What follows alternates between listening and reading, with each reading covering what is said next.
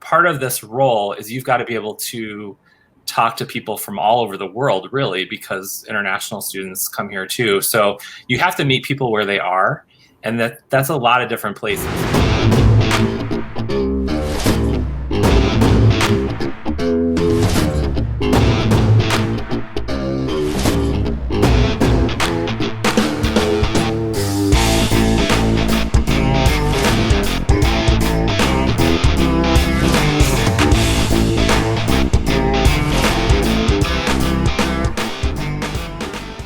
All right, I think we're started.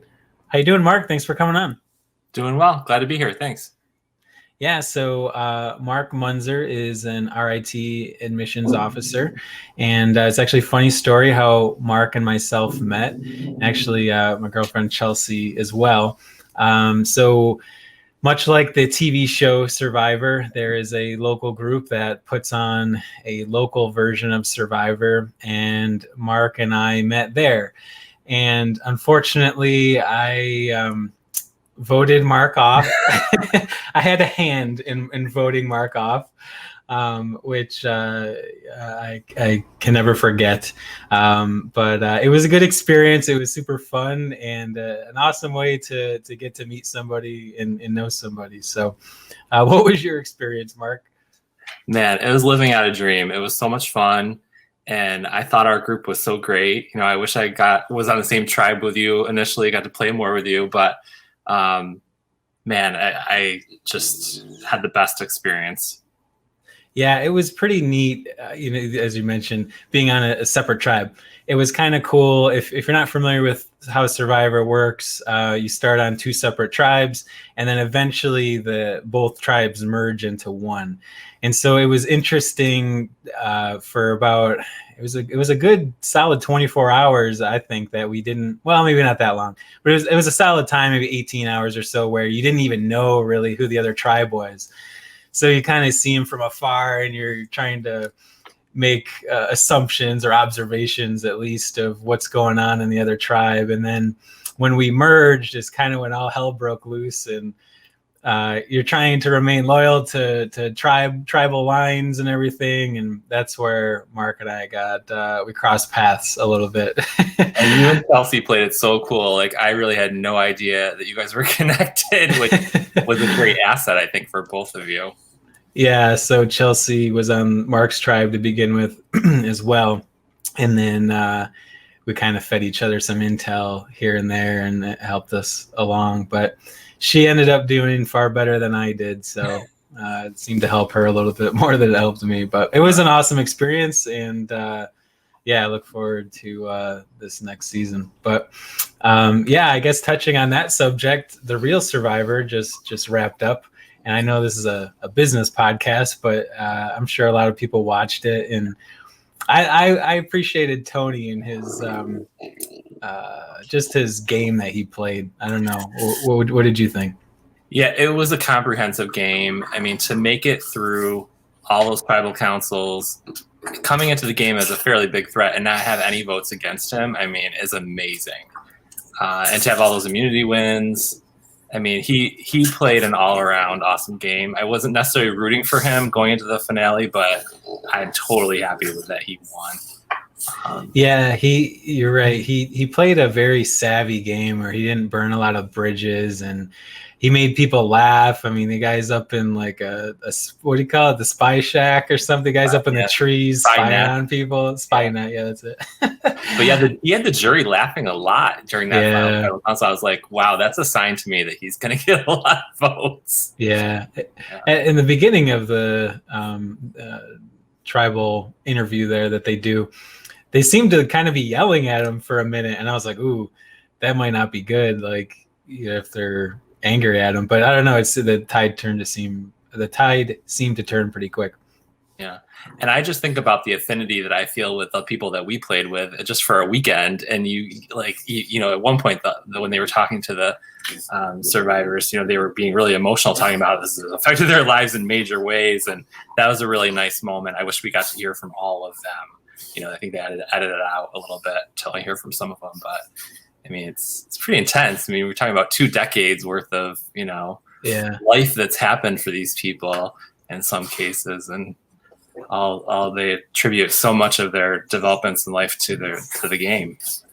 Yeah, that's a good point. I mean, I took our game pretty serious. Like I wanted to win, and it was such an experience, and we really only played for a weekend, and that left a lasting impact on me as far as like thinking back to strategy and had I done this, or and then we're watching the videos back, and you didn't know certain things, and man, I couldn't imagine doing it for 40 days or however long they do it, 35, right, 40 for days. that long with those extreme conditions and playing for the stakes of $1 million. Like, we're playing for $500. Yeah, a little bit different. Yeah, but it's an awesome game, and the group that we did it with it was actually last spring is called Survivor Angelica. So if anybody's interested, they've already did the casting for this season already. There may be some spots open due to Corona. I'm not sure, but as far as I've heard, all the casting's done. But if you're interested for it next year, I'm sure they would love to have new people. I believe the website is survivorangelica.com. And I can't speak highly enough of the production crew, and they're just great people, and they do an amazing job. And so you should have one of them on your show sometime. Yeah, I've been planning to, for sure. So shifting gears, Mark, so you're a admissions officer for RIT. If you could maybe get into a little bit of how you started that role and what got you into becoming an admissions officer. Yeah, so the inside joke amongst admissions people is that you never go to college to become an admissions person, right? There's not a degree in admission counseling. So we all come from a real variety of backgrounds. And my personal journey, my undergraduate degree is in applied statistics from RIT, so I'm an RIT alum. And I wanted to go in a manufacturing direction. So my first job out of college was working for a manufacturing company in Germany that made hot water heaters. So something totally different. I did that for 2 years, learned the German language and culture, traveled a ton. It was an amazing experience for me at 21 to do that. And then I came back to RIT and did my MBA, and thought I wanted to stay in the corporate world and kind of go more in an HR function direction. But I started doing some real soul searching at that point in my life. And I was like, you know what, I think, and by the way, I was about to move back to Germany. Actually, I had a job offer at another company. I was like, you know what, I really want to put down roots somewhere. I think Rochester is the place I want to be. I don't want to be this, international nomad type person. I'm originally from a small town north of Syracuse, so my family's here in upstate New York. And I loved Rochester as a student. So I decided to stay here and started looking for a job. And I thought that higher ed would be the place for me. I really liked being a student employee at RIT and more of the student affairs residence life side. I was an RA. But I wanted to use my quantitative background with my degrees, and I love to travel, and I liked helping people. And I had a real interest in career counseling. So I was trying to brainstorm, what would that be at the college? And so I came up with admissions as a potential destination for me. So, I was eyeing RIT or University of Rochester. There weren't any openings at that time. And so I took a temp job at RIT that paid very little with no benefits. But I was like, you know what? And this was a lot of humble pie for me at the time, because I had turned down this really generous job offer in Germany, and I had my MBA, I was all ready to go and make a lot of money. But I was like, you know what, if I really want to do this, then, I'll take my lumps and start at the bottom and work my way up. So about a year later, I got a phone call from the admissions office because they knew I was interested, and I got a job in 2001, right before 9/11, actually. I started 3 days before 9/11. And how old were you at the time? I was 25. Okay.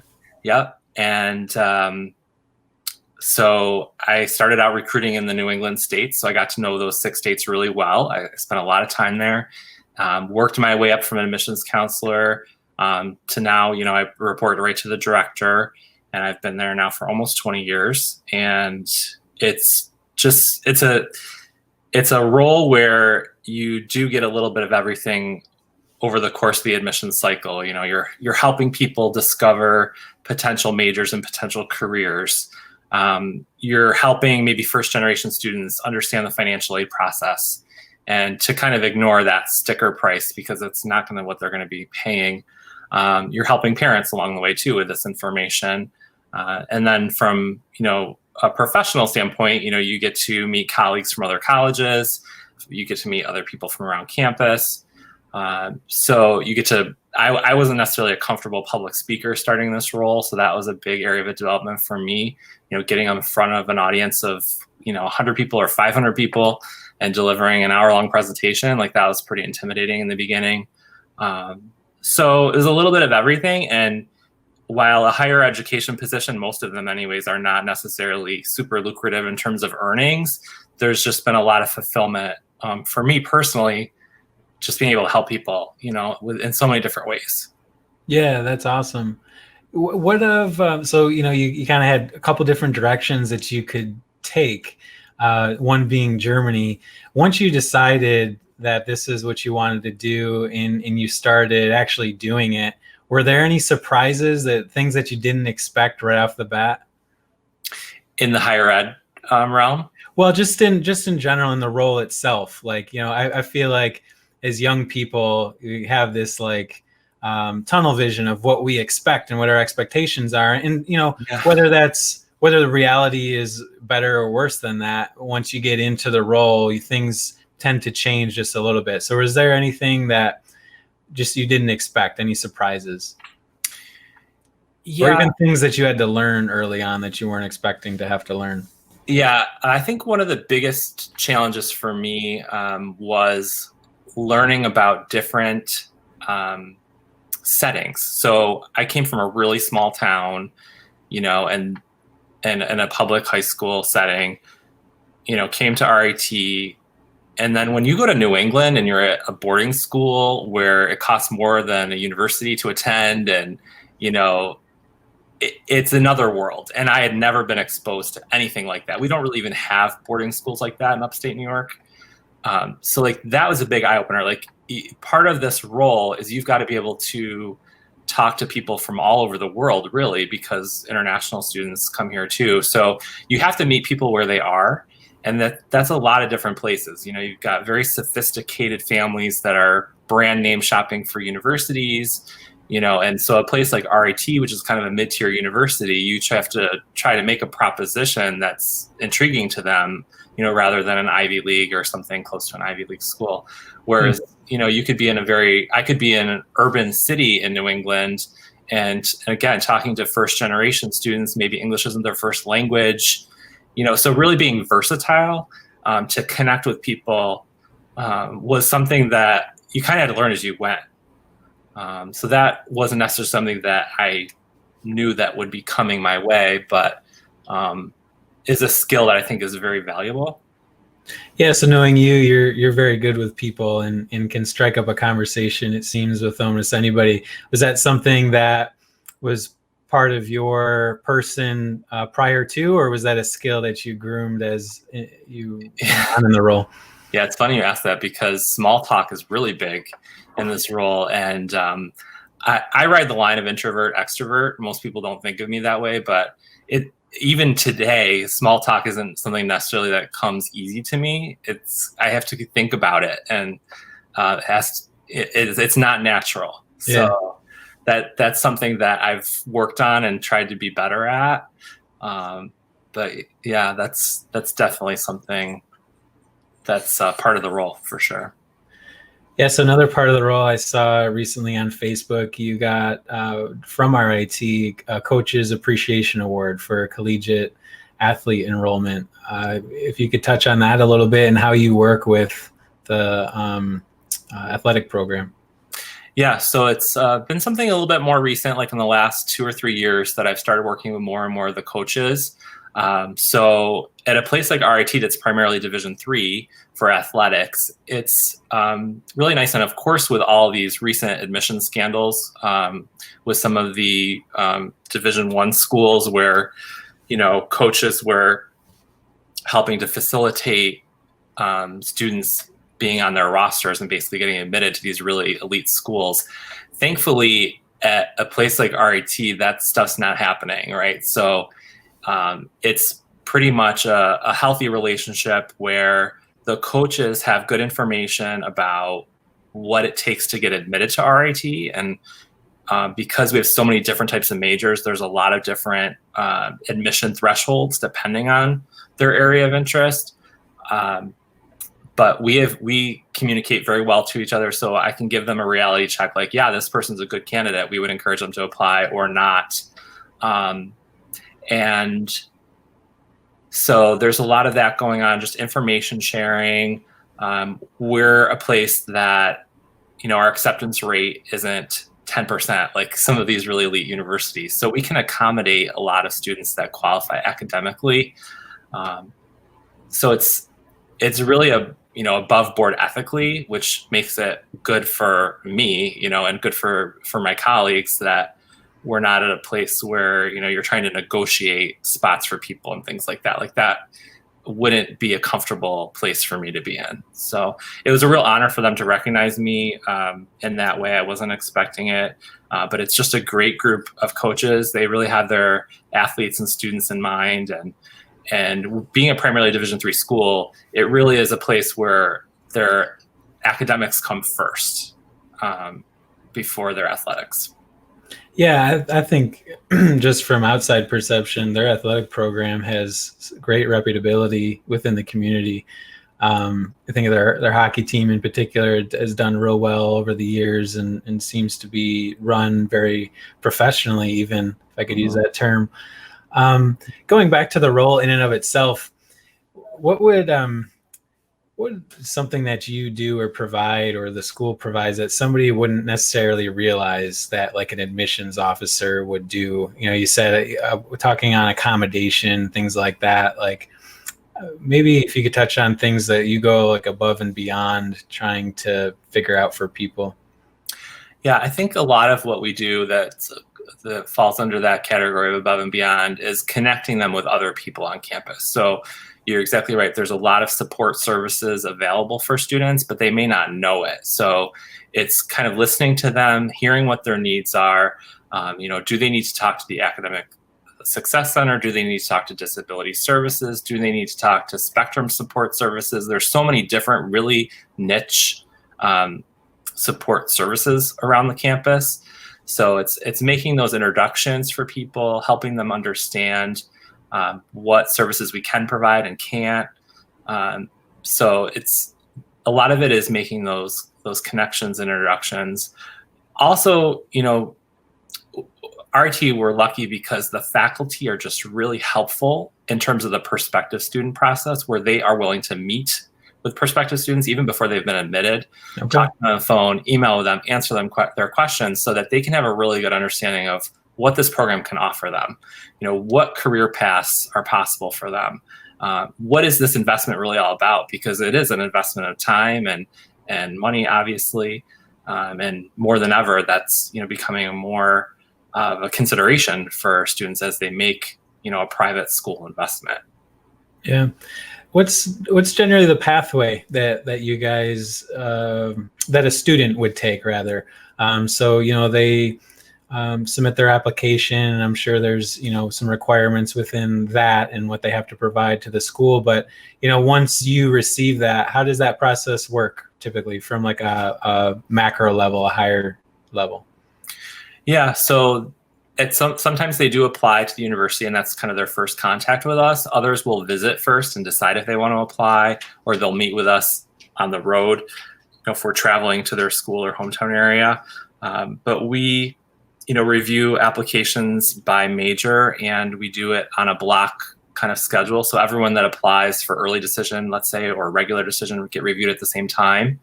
And then we notify them about their admission, typically in the winter or springtime. And some of them will wait to visit campus until after they've been admitted to help them kind of with their final choice. This, of course, has been a very untraditional spring where students have had to connect with us virtually instead of doing a traditional campus visit. So that's been challenging for all of us in higher education, and how to make those connections in a different format on really short notice too. Yeah, I bet. Yeah. Actually, that's a good segment into Corona and maybe some of the impacts. just from an outsider perspective, I would think that because of the inability to travel, that you might see a lower trend of people outside of the area, coming in to go to school next year, or maybe even, a trickle effect that happens down the road, and maybe an increase in local students coming in because they don't have the same choices or possibility to go somewhere else. Is that what seems to be the case, or? Yeah, we're starting to see that right now because a lot of students are making their final decisions, and as more information is becoming available about what the potential fall may look like nationally, they're still weighing those decisions. So we are seeing, more international students inquiring about taking classes online, if that's a possibility, or deferring their admission. Same thing, students from the West Coast, Hawaii. There's certainly are hesitations, especially if they have some type of other, underlying conditions, health conditions that may make them less likely to come until there is a vaccine. And then we have seen a burst of local students applying late. So we've been able to entertain all of their candidacies because we certainly can understand that they want to stay closer to home where they may have been planning to go further away. Sure. Has there been any preparations made for the fall semester as far as hey, students, this is what you can expect. These are the precautions we're taking or the accommodations that we're, setting forward. Has RIT done anything in particular? Yeah, the administration has been great. And actually, President Munson is speaking today on Channel 10. Oh. Yeah, he's answering questions live, but they're making all sorts of plans and contingency plans, but they're trying to use all sorts of innovative technologies to help make the campus safer for students. And, a lot of it's still up in the air. We don't know how things are going to progress, but they certainly are taking every precaution they can. If we are able to be on campus together in the fall, that it'll be as safe as possible. Yeah. What about, I don't necessarily know how RIT does it, but is there on-campus living, like dorms or anything like that? Yeah. Yeah, there's over 7,000 students that live on campus. Yeah. Okay. So that's quite a bit. So how does that seem like it's shaping up? Is that going to even be a possibility this upcoming year, or are they, have they completely nixed that idea, or are they still leaving that open? Yeah. As of today, it still is in the works. They have eliminated the triple rooms and quad rooms that are physically bigger in terms of footprint, but they want to leave a limit of 2 students living together. In a way, if it does all come together and students are living together as roommates, it's kind of like their new family, right? Like what we have now. Yeah, pick your roommate. Make sure you pick a good one, I guess. Yeah, it's funny. What about for you? How does this affect your role in your job? And obviously, I'm sure it adds some things to your plate, and you have to adapt to what you're given. But how does this change your daily process and how you go about doing your job? Yeah, so in terms of application review, that's identical. It was already an online process completely, so that has been seamless. But in terms of simulating the campus visit, we've had to change all of our interviews to virtual, all of our information sessions to virtual. Our campus tour, we have 2 versions of a virtual one that's interactive and one that's asynchronous.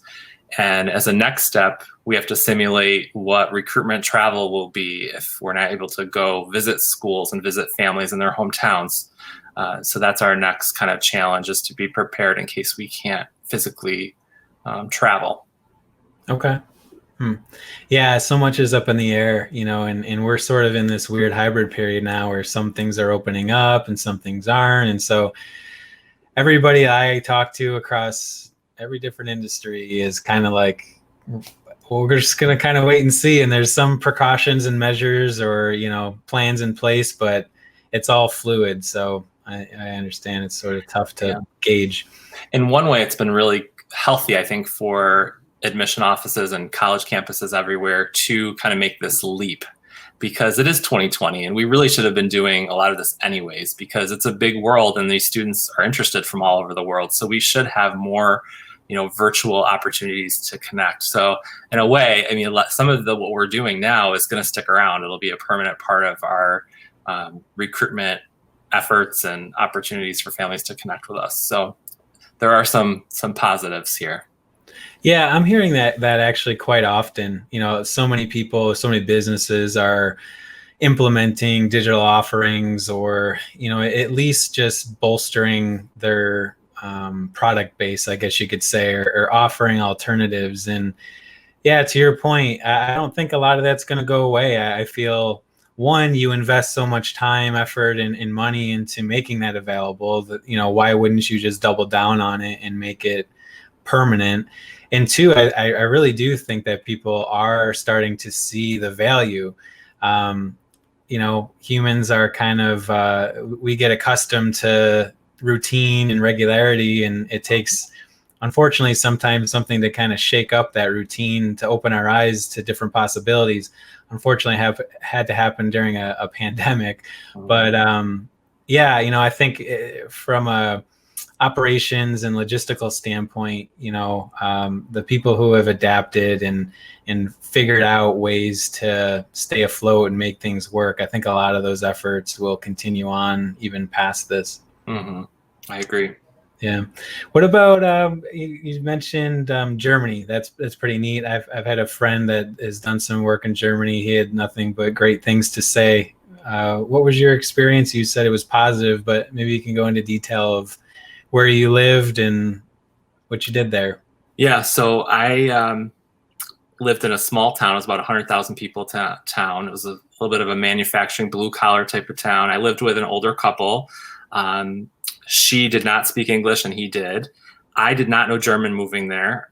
So that was a big adjustment. I did 3 weeks of one-on-one 8-hour-a-day language instruction, and then was immediately thrown into the workplace. And the company had told me in the interview process that they did a lot of business in English, but the reality was it wasn't. It was all German all the time. So the first 4 months or so, I was just trying to be a sponge, absorb as much as I could and understand as much as I could. And then eventually I found some level of fluency where I felt I could be self-sufficient. There's quite a few stories in those first few months of gaps that I made in public, and I got thrown off of a bus once. Oh no!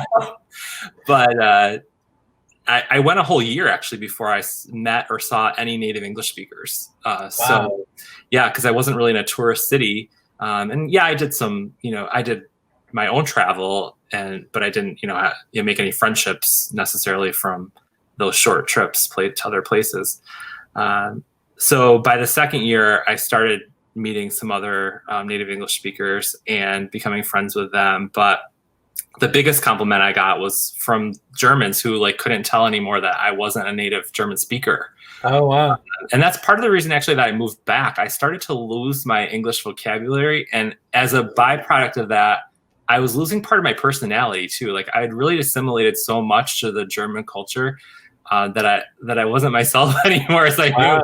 But at the same time, I think living abroad really helped me understand American society and American culture in a different way that I still carry with me now, even all these years later. So it was the most enriching thing I could have done as a young 20-something. And I'd never been overseas before I moved there, so it was just kind of living out your wildest dream. I can remember sitting in French class in high school and hoping someday in my life I went to the Eiffel Tower, and I was able to hop on a train in 4 hours. There I was in Paris, and so from a small town kid, it was a big deal. And that was before I didn't have a cell phone the whole time I was there. I was using payphones. You'd have to have your plans really in place, doing all these things and traveling and stuff. It was just a different time. It was before the euro. You had to exchange currency all the time. Yeah. That's neat. But it was probably the most valuable, impactful thing I've ever done. Yeah, I feel like experiences like that, especially when they come at a young age, propel growth. I don't know what it is, but being sort of on your own and having to fend for yourself, and in your case, learn a new language. And man, talk about being just tossed into the mix. I don't know. It like I said, it propels growth, and it forces you to kind of sink or swim, really. Yeah. And so those times are quite valuable.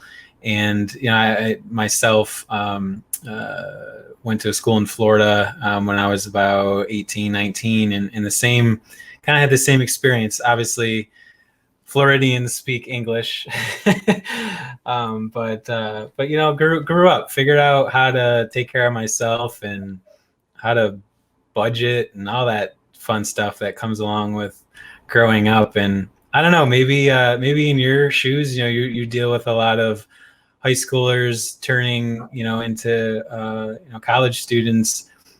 Maybe it was meant to be. Maybe that type of atmosphere that you were in as a young person, being in Germany, it helps you relate, to some of the foreign students coming in. Yeah, and I have worked my whole career at RIT with international students, and you're right. Like I'm able to put myself in their shoes and experience what it's like moving to a new place, and where English maybe not be their first language. And then from the flip side, me as a 18-year-old coming to RIT, I didn't know exactly what I wanted to do. I knew I liked math, but that was about it. And to see where that took me, that's really cool. Yeah. I think it speaks to that one question I asked you, like any surprises or things that you just weren't aware.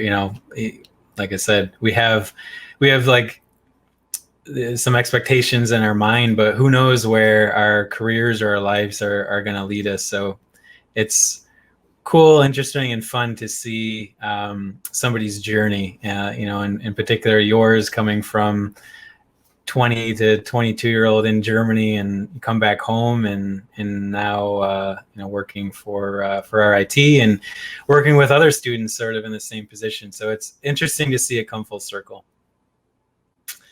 Well, Mark, appreciate you on the podcast. And you mentioned that your president was going to be on Channel 10 tonight. Yeah, I think at 5:30 tonight. Yeah. 5:30. Okay, awesome. So yeah, if we can get this published in time, hopefully people might be able to check that out. All right, very good. Appreciate your time, Mark. Thanks for having me, Brett. Good to see you. Sure thing. Take care. Bye.